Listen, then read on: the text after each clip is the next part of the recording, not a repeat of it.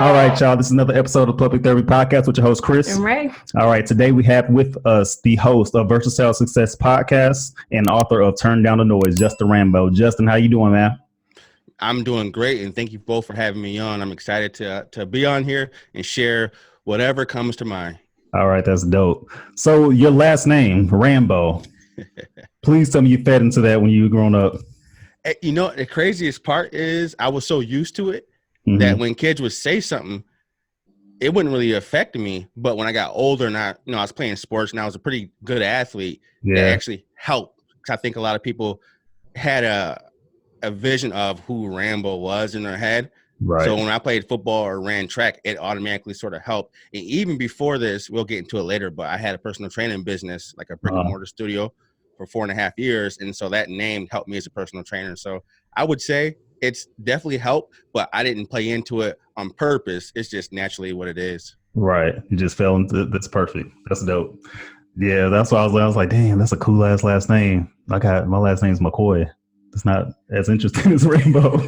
I mean, there's a lot of famous McCoys. So hey, the last McCoy, Colt McCoy. I mean, there you go. Yeah, that's true. Hopefully, I don't want to be famous, but hopefully I'm up there with them one day. We'll see.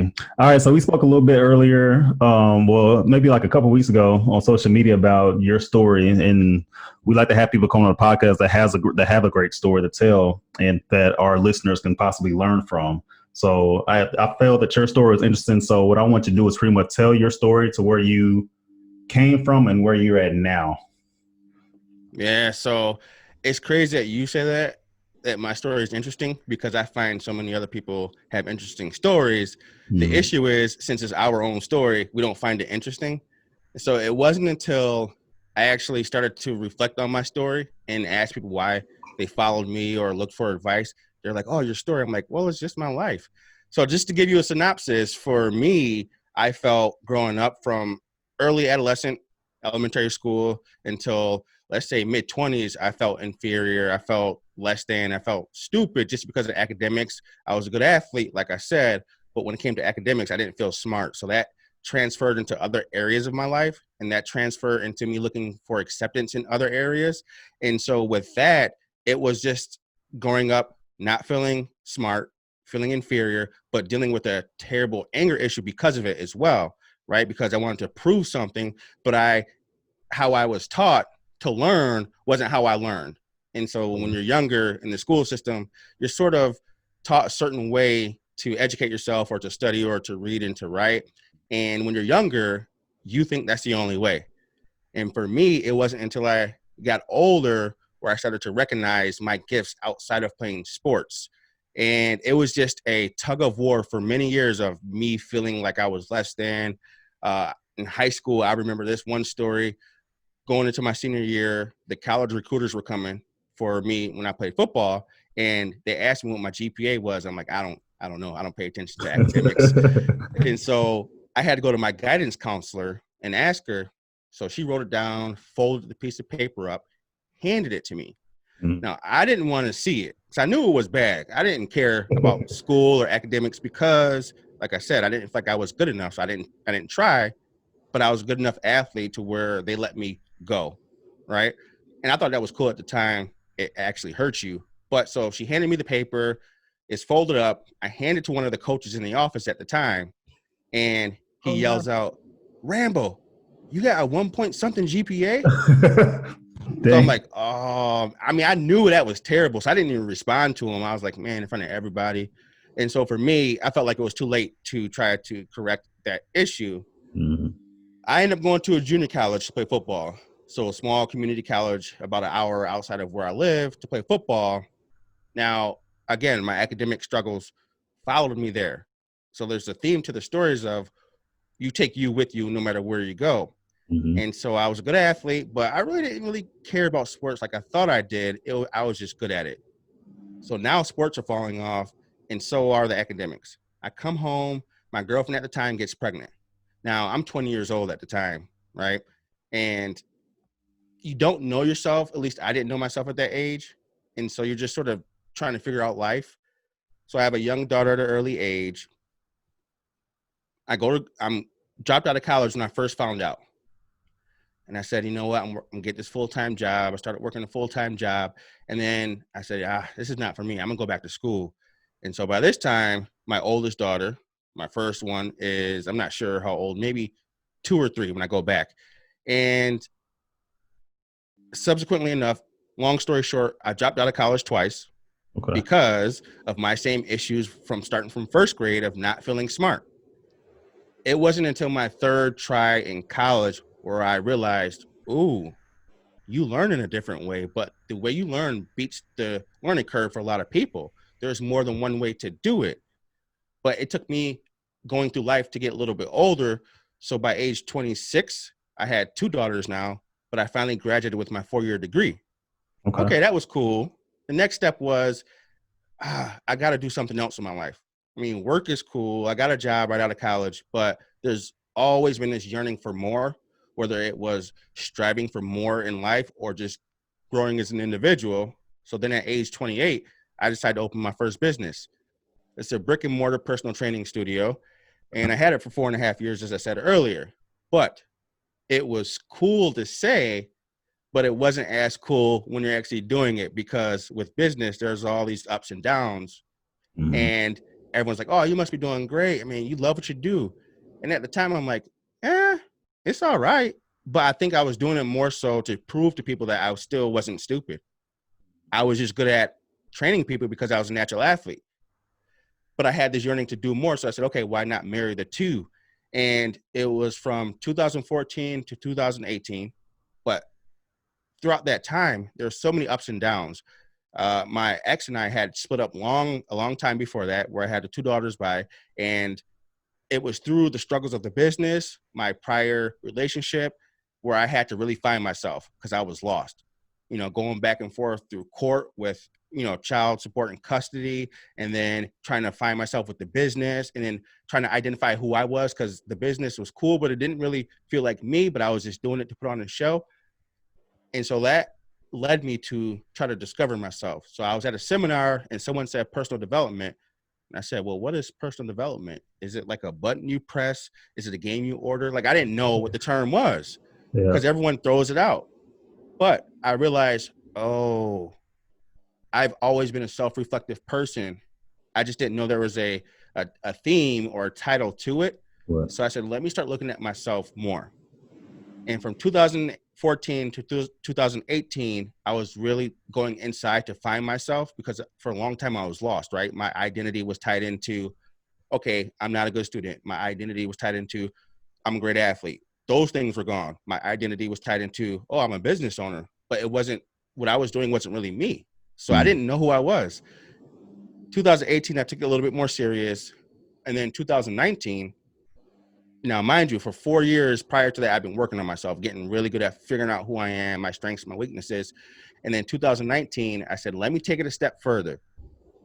I'm going to really search for myself, eliminate all my distractions, and see what happens after a year. I'm going to find my purpose, find my passion, and see what happens after a year. I thought it would take a whole year. Okay. But since I had no distractions, meaning I didn't watch TV, I got off of social media, and I stopped listening to music, which is really crazy for a lot of people to hear that. Music? Why music? Well, I want to saturate my brain with the things that are most important to me. Motivation, self-discovery, just figuring things out.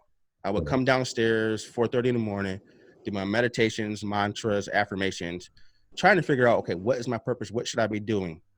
And so it was February 25th, 2019, where I'm home one day early from work, because I was working a 9 to 5 at that time. And the idea for starting a personal development business hit me. Not only that, the book idea hit me. And so everything came to me at once. It was like one of those magical moments. I call it a download day, like D-Day, where you just download, right? Okay. All the answers come to me, and I start running with it. By that night, I had the logo created. I had the EIN, the LLC, just from the prior business knowledge, right? So there's some pros to what I did before, because you learn a lot more. But the part I was stuck on was the book. I was like, who's going to read a book for me? Why would they read a book for me? I had a 1 point something GPA. I'm not the best with grammar and English and things like that. why do I feel like I need to write a book? Like this feeling wouldn't go away. So that's when I reflected over my life and reflected over the actions of my life, which you alluded to earlier, my story. Right. And I said, oh, there's some value there. That's why people come to me. And literally, since I had no distractions, I was tuned in with me as an individual. The book took me 6 weeks to write. It didn't take long at all. Wow. The process took a year, but the actual writing of the book, the first manual, 6 weeks. And so since then, I've been running and going forth since that one day. Okay. So I have a lot of questions to ask you based off of everything you just said. So going back to the beginning of what you just explained was your whole learning experience through elementary school. Now, when I was growing up, and this crazy because I don't know how much younger I am than you, or if I'm younger than you at all. I'm 35. Okay, so I'm 5 years younger. So we both just turned 30 this year. But we probably grew up in the same type of school system. So where they don't necessarily teach you how to learn. They literally just throw information at you and expect you to retain it. So you say you didn't find out until you were in your second or third year of college to learn how to retain information. Mm-hmm. I wonder why. Do you know why they don't teach that at an earlier age, or if they're even teaching that now? I'm not sure if they're teaching it now, but I think. I mean, I can't really speak for the school system, but it would seem that there's so many kids in the classroom, they cater to the majority. And so what they did for individuals like me, it was, all right, this is why I started thinking that way in terms of I couldn't learn right, is because we would have a math equation or a couple of math equations and a couple of paragraphs to write before lunch. And then after lunch, we would have recess time. Well, I couldn't finish the math and the writing assignments before lunch. So when everyone else was having recess after lunch, I had to go back and finish it. So I'm like, oh man, I must be a little slower. But on top of that, they had the reading and math groups. Group 1, group 2, group 3. Group 3 was the lowest group. Guess who got put in the lowest group? This guy. Right. And then after that, we had a special help teacher come into the classroom and then take some kids out. Guess who got taken out? This guy. So as soon as that started happening, I didn't even try. Like I didn't really try in terms of academics. And that was one of the issues because I believe that story. But when you're in first grade, you don't know. You don't know. So I believe that story. And subsequently enough, I think a lot of the onus may be on the parents, right? Because my parents, they didn't understand certain things just because it's a generation. But my oldest daughter was going through the same thing I went through in first grade. I saw it right away. In first grade, she was struggling. I said, ooh, let me test this theory out. I'm going to help her out in the way that I knew how to help myself. And lo and behold, she's going to 9th grade now, an AB student, no issues. So I think a lot of it was for the school system. They catered to the majority. They try to help certain people out. And then a lot of it, the onus would be on the parents as well. Because I can't just let some of the parents escape because I would just get in trouble for my report cards. And then that was it. Like I was never taught, okay, you're getting in trouble because your report card is terrible, but let me help you. It's just don't do it next time. Well, don't do what? I don't know how to do it the other way. So a lot of different reasons. Yeah. So we kind of had a similar parenting then, because I literally passed high school. I literally graduated just because I didn't want to get in trouble for bringing home bad grades, but I never really learned. I literally did just good enough to graduate high school. And that's why I ended up, Raven's a smart one. I'm not. It's funny that you say that, though, because although I made A's and B's throughout almost all my school, let's not talk about college, but all my school, I was terrified to bring home the grades. Yes, I did learn, but I realized that I don't retain a lot of information. Although I can retain it to regurgitate it or to take an exam or something like that, I don't think I retain the information after the course is over. Yeah. So I don't retain anything. I still don't retain. I'm in the master's program and I don't even know the name of the class I'm in right now. What is the name? Oh my goodness. I know it's like you guys, right. I bet you guys retain things that are important to you though. Yes. Oh yeah. I retain what I wanted. I retain what I want to retain. So, and so because of my the way that I was in high school is the reason why I ended up joining the military, because I didn't take care of what I was supposed to take care of, and I waited too long to start looking at colleges and stuff. So I was like, I'm just go to the military. It's the easy way out. And I was like, I'm never going to school. I never want to go to what is going on here. I never want to go to school. So now look at me. I'm in a whole master's program now. Hey, I actually I graduated college last year, or my bachelor's last year with magna cum laude. I don't know how the hell I did that, but it's because I was at my own pace, though. I learned at my own pace. I don't have to sit there and sit in the class for an hour at a time, because I have like a short attention span. It's bad. I think one time that's one of the other issues. Yeah.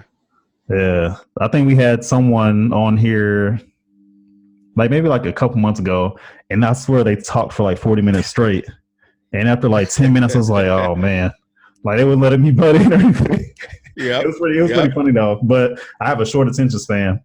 Oh, can we stick on that topic real quick? Because I want to pick some things apart, right? Okay. For any of your listeners who feel like there's something that they want to do, and this may be totally off topic, but I want to stick on this part because this is something that's very vital, right? Mm-hmm. So I realized I have a short attention span as well, and I'm a bullet point person. Like, get to the facts, boom, boom, boom. Because if it's too long, I'll forget it. Right. So when I got into this business and do personal development, which I realized was my passion, I also realized, dang, I got to get on camera now. And I was deathly afraid to get on camera, audio, anything like that. But as you see, I'm talking to you, and I'm also doing a podcast. Well, okay. I look at certain speakers and people that are doing video and audio, and these are people at the top levels, right? So I think a lot of times when we want to do whatever we want to do, we look at the top level people and we think, man, I can't do it like that. I'm not that good. Yeah. I remember when I made my first video, I'm making it. It was just for me to look at. I'm like, ooh, this is terrible. Like, I don't know if I ever want to do this again. But then I realized I played football and I played running back. Short burst, boom, done, boom, done.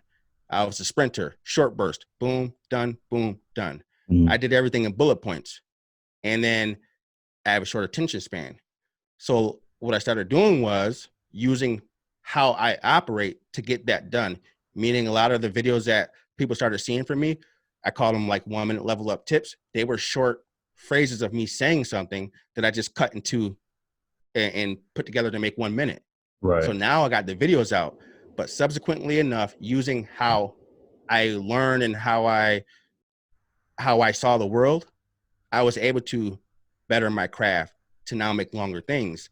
So it was taking like how you operate and utilizing it to your advantage. And I think that's an important thing, because a lot of times we see the big prize, not realizing how we can get there utilizing our own talents. So I just wanted to point that out.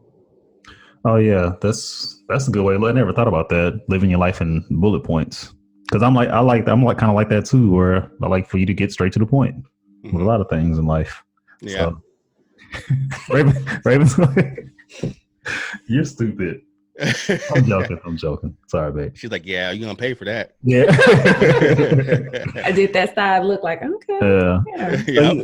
But you had a kid at the age of 20, or you got a female pregnant at the age of 20 and had your first kid at 21. So what was that like? Because it's weird, because nowadays 21 doesn't sound that bad to have kids. Now, whenever we was coming through school, we had kids having kids at the age of 16, 17 years old. So at the age of 20, how did that impact your life?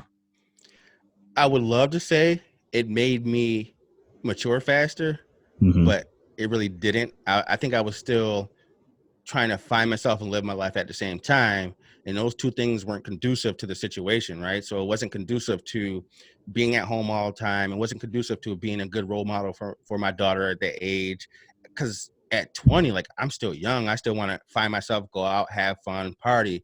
But one thing it made me do is it made me second guess a lot of things. Meaning, okay, I want to do this, but if I do it, like, what are the consequences to everyone else?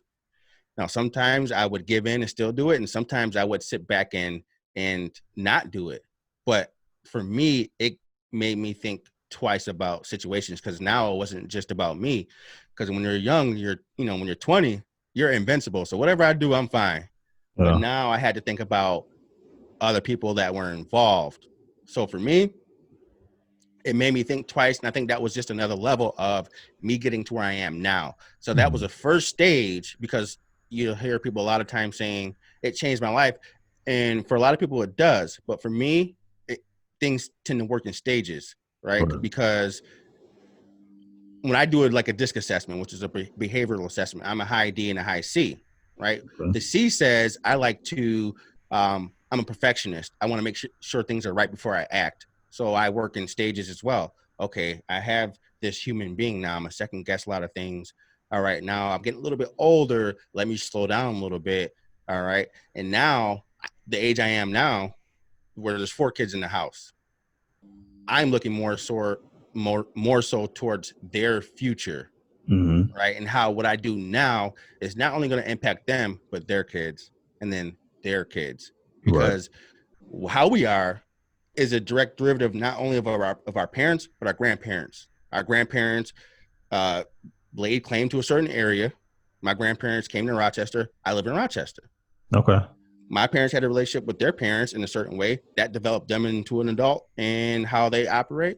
Well, it's going to affect us as well. So for me, it was just that second guessing, which started the, I guess, initial phase of me slowing things down a little bit, if that makes sense. Oh, yeah.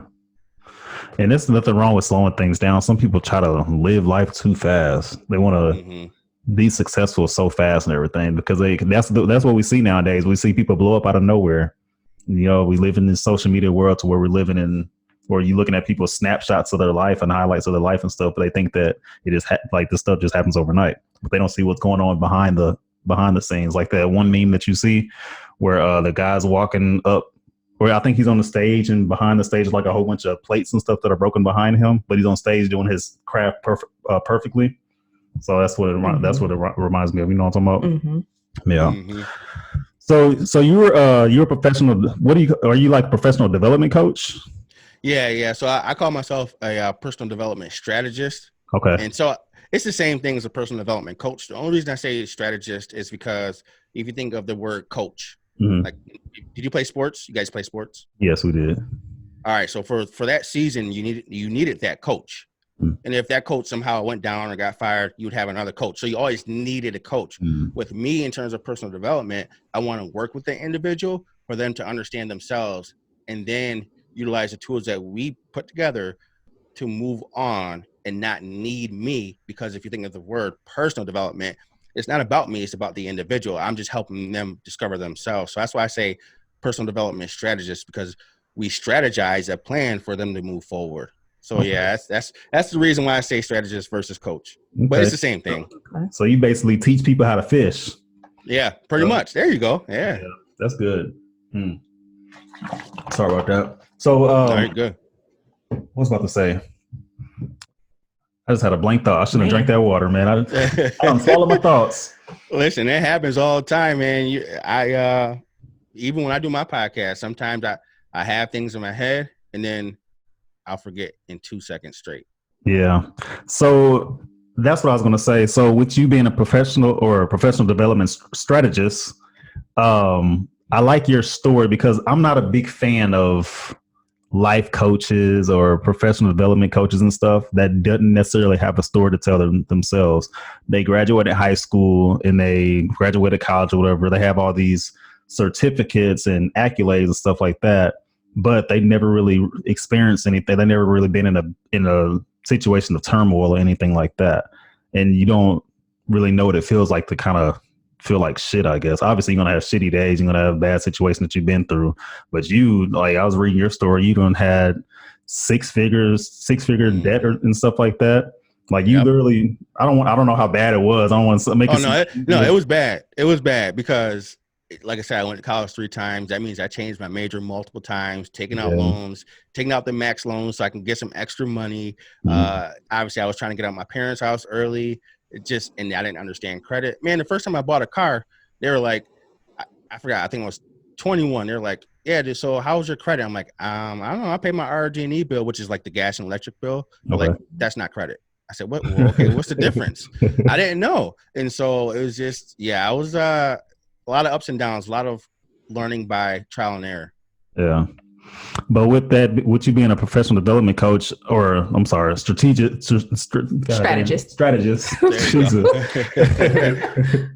But But with you being that, like someone can be going through something that you may have gone through similar in your life, and you can actually say, hey, I went through the same situation before. You can try this. This is what worked for me. Versus somebody that call themselves a life coaches and stuff, and they're just giving suggestions. You should try this. I seen this here, or I read this in this book here. I'm like, you're not really being very like. Some of that stuff works, and some of the stuff does sound good. But I prefer to have someone in that situation that has been down the wrong road before. So that's why I like having people like you that come on. I don't want to have people like, yeah, I went through this course. I know how to handle this situation, everything like that. Like, no.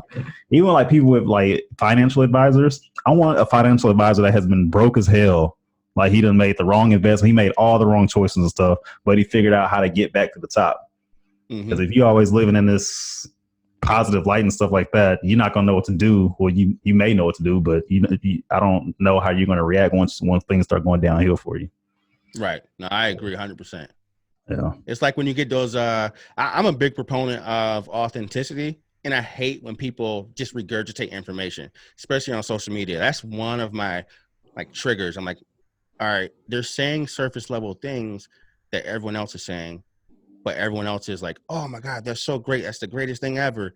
I'm like, you guys have all heard that before, but it doesn't give you any context. It doesn't give you any answers or advice. So I 100% agree. Like for me, I have to be authentic. And my story in itself is personal development, because the things I've gone through and the things I've lived, I've had to search internally to grow as an individual. And then once you grow as an individual, it affects every other area of your life, because it's like, what is the saying? You can't pour from an empty cup, right? And I always give the analogy of, if I have one glass on top, two glasses under that one, three glasses under the two glasses, I pour over the first glass, all the water starts trickling down after the first one's filled up. So you have to understand yourself. You have to know yourself to move forward in life, because if you don't, you'll go every way the wind blows, in every direction the wind blows. You go right, left, back, sides, but you end up in the same place.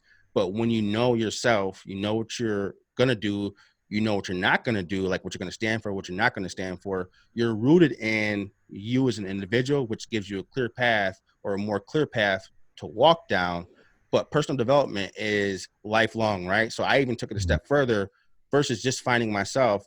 I mentioned the DISC assessment earlier. Have you guys heard of that? Yes, I actually just took that last year, but you can get certified in there, right? Yeah. So I'm certified in that too. But the reason I wanted to take it is, all right, I told you earlier that I was a good football player and I was a good athlete, but I relied on my natural talents. The natural talents only get you so far. Right. So while I'm gifted at, they call me old soul, people always come to me for life advice since I was a little kid, I'm naturally gifted at seeing people and seeing their problems and giving them solutions, but that's just the natural part. So I had to take it a step further and see if what I thought about myself, a like behavioral profile or some type of, I guess, something that has been tried and true is actually true. So when I took that, it gave me the stuff I thought about myself, but more importantly, it confirmed it and went to detail in terms of me as an individual. So not only did I have a path to walk down prior to it, because I knew who I was, with that information, it gave me a path to sprint down, if that makes sense. So for a lot of the clients, a lot of people want to know, okay, well, is what you're saying backed by science, or how do I know it's true? For that, I can honestly easily just say, okay, take this assessment. All right. And for a lot of them, they're like, wow, this describes me to a T. Now you know your strengths. Now you know your weaknesses. Now we know how to move forward. Because when you work within your superpowers, which I call your superpowers are your strengths, your gifts, it's easier to move forward. I think a lot of people get lost in life because they're trying something, which is the right thing, but they're not utilizing their own strengths. They're trying it in someone else's way, like I said earlier. And if you're trying it in someone else's way, look, if I try to talk like Eric Thomas, like, E.T. the hip hop preacher, I would give up, because I'm like, dang, man, I can't do that. Like, I would give up. But I know how I communicate. I know how I talk. I know what my gifts and my weaknesses are. So I'm going to do it in my way. And guess what? I feel so much more successful doing it my way because it's me. And so I think I don't even know how we get on that topic, but just learning yourself and then growing constantly is something that, I think authenticity, is something that is very important to me. Right. Okay, so I want to talk about your podcast and then talk about your book. So you have the Versatile Success Podcast. So I like the name, Versatile Success, and everything that you've been saying right now kind of sums up the word versatile. Is that kind of how you came up with that name? Yeah. So it was that same day, February 25th, 2019, when the Mm-hmm. business idea came to me, Versatile Success. And Okay. the reason why that came to me, I had been seeking, like I said, what I should be doing. But the reason why Versatile Success stands out or stood out is because for me, success is multidimensional, multidirectional. There's no one way to achieve it, but everyone has their own definition of life success. So Mm-hmm. it doesn't necessarily mean business or financial success. It can mean whatever you want in life. So for my podcast, I named it the same thing because it's all about personal development. And I believe that's the root of your life success. Mm-hmm. Point in cases, I wanted to prove it by a lot of the guests I've had on. So we've had guests that have made it to the NFL. We've had guests that have overcome alcohol abuse. We've had guests that have overcome relationship issues where, they almost lost their life for Okay. domestic violence. We've had guests that have made it financially, multimillionaires. But there's one underlying theme. They're very self-aware, which Mm-hmm. self-awareness in and of itself is personal development. And Right. so they found their root and use that for their own life success. And so that for me is one of the reasons why I came up with the name.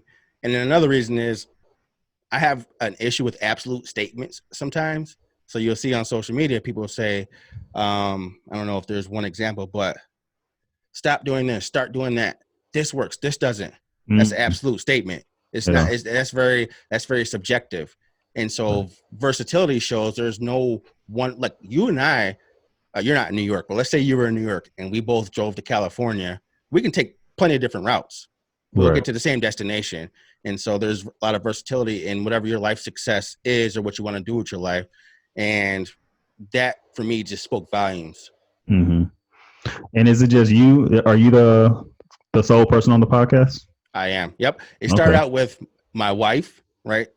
My Okay. wife helping out and a good friend of ours. But the good friend of ours, she got a new job, so that tied up her hands. And then COVID hit, so it was like, okay, well, we're not really having people over here. Yeah. But my wife is also, and this is before I took the DISC assessment. She's a high I in the DISC assessment, and so her getting on audio or the mic is not her thing. She likes to be right directly in front of people. Mm-hmm. So she found it hard to speak on the mic. And so I said, oh, let's focus on a different area for you. And I'm just going to run the podcast. She's like, yeah, that's fine. And so it's just me right now. Okay. I wonder what yours will be. I wonder. We gotta take it. I took it last year, and I forgot what I was. I took like, and when you're working in human relations and equal opportunity stuff, you always have to take like all these random personalities. I actually hate them. Yeah. But sometimes the last one I took was actually pretty good. I found out I was a tactical learner. Oh, really? Yeah. So basically, I'm like all over the place. I take bits and pieces of things and I put them together, and then I learned that situation or whatever it is I'm learning right there. Like I can't even put words. I can't even talk or anything. So I'm always just all over the place. I'm a whole mess, man. I'm a whole mess. Yeah. Are you like a big picture thinker? Like you have a big idea? Ideas of how I want to get there, but not sure exactly which idea I want to take. Right. So did your DISC assessment say anything about, because there's a D, the I, the S, and the C. Did it say anything about you, like the numbers they gave you? Are you like a high D? I don't remember, man. Oh, I have taken that. Yeah, you probably have. Ago. Yeah, it's been around. Yeah, and it can change over time too, based off of life experience. So I mean, it's a good tool, but yeah, it definitely helps out. Yeah. So your book. Let's talk about your book a little bit. It sounds. I see it in the back. Can you bring that up? No. A little closer to the screen. Yeah. Let's see. I don't see it. What camera? There you go. Okay. Right there. Turn down the noise. Down the noise. Hey, I'm gonna give you this is totally off topic. I mean on topic, but off topic. So this book right here, I actually sent it to some people that are influential in what I do, right? So Eric Thomas being one of them. I don't know him personally, but just listening to his stuff. Mm-hmm.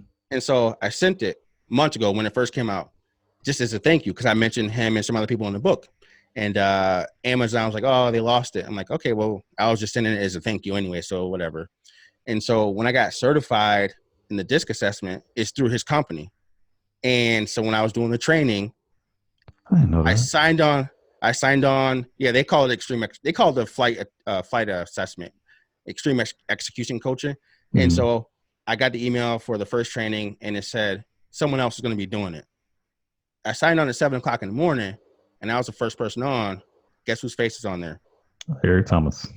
He was on the Zoom. It was just him and I talking. He's like, didn't you send me a book? It was on my desk. He was like, with the Split Boy. And he was talking about the cover. Yeah. And so he remembered. He's like, yeah, I saw the book. I didn't read it, but I was just like, hey, I'm just glad you got it. Thank you. But yeah, so sorry. I just wanted to mention that. That's pretty cool, though. You never know. Right. You never know. So what does Turn Down the Noise, what is that book about? So the book is literally how I found myself. Oh, right? You said that. I'm sorry. No, you're good. Because it goes in more detail. So it's about how I found myself by eliminating all my distractions, going within to find the answers. And I always say the answers you seek for the majority are already in front of you. We're just too distracted to see them. So if you think of someone trying to turn the dial on the radio, you turn it a little bit, you're not 100% on the station, you hear some static. Turn it a little bit more. Okay, you start to make out some words, turn it more. Okay, you start to get some sentences. You finally hit that right station, you get all the information. And so I think a lot of times in life, we're distracted by social media, by the news, by TV, and we're not really trying to find ourselves within. And point in case, you see a lot of celebrities, they become stars from their children. What happens when they become adults? They self-destruct. They never found the time to find themselves. And so because they were so distracted with everything else, the book lays out how to find yourself as an individual by eliminating distractions. At the end of every chapter, it has worksheets. At the end of the whole book, it has it's like a culmination of the worksheet, the answers you put together, right? You write down the certain answers and you have a 30-day plan as to how to go forward in life. Because I believe that's the key thing is sometimes we get so stagnant and not doing anything that we feel terrible about ourselves. So the book is how to eliminate distractions, to go within, to find yourself, your passions, your purpose, to then utilize it how you see fit in your life. Okay. And your book, you can find it on Amazon? Yeah, it's on Amazon in ebook format or printback. And then there's also Barnes & Nobles in printback. Ooh, Barnes & Nobles. I ain't seen one of those. We don't have those. We don't have Barnes & Nobles out here. I don't think we do either, but it's just their online one. So I just put it on there. Okay. Think about walking into one. So you over here buzzing. All right. So what I like to ask my guests every time they come on, so it's called the Public Therapy Podcast. So I always ask the guests, what is this something that you do that's therapeutic that you do on a day-to-day basis or that you do often? That's a good question. The first thing I do is I try to wake up before everyone in the house. Okay. Like, oh, why? I mean, I need my time because I said there's 4 kids in the house. Yeah, right? I was gonna say you got 4 kids in the house. Yeah. But I do that because it centers me, right? Because I'm a person. I'm driven. I'm go. I have the big picture. I'm a task-oriented individual, and so sometimes I have to center myself before I start the day. Okay. And so what I do is I come downstairs which I'm in my basement right now, and I do my meditation, my affirmations, and my mantra. But saying my affirmations or mantra, whatever you want to call it, helps me remember the commitment to myself. And so what that is for me is I always say I'm a powerful, hardworking family man who stops at nothing in order to achieve physical, mental, emotional, spiritual, and monetary success in order to break generational curses and create generational wealth, right? The more I keep saying that, the more I keep living it because I'm saying it so much. So that starts to ground me a little bit more than just going for the day. So for me, it is just that quiet time in the morning. How long does that usually take? No, not too long because I'm a short person. So anywhere from 5, 10, 15 minutes, 5 to 15 minutes. I put it that way, depending on how much I got to do. Yeah. I'm an early bird. Me, you got a lot in common, man. Yeah. Well, that's probably why we linked up. Yeah, we might be friends later on to this. Right. I'm an early bird too, so my alarm goes off it depends. It definitely goes off all the time before 5. Yeah. So I'm up early. And I was thinking about this earlier too, actually yesterday. So I do a lot of the gym is my meditation. That's my therapeutic thing. That's where I can escape from.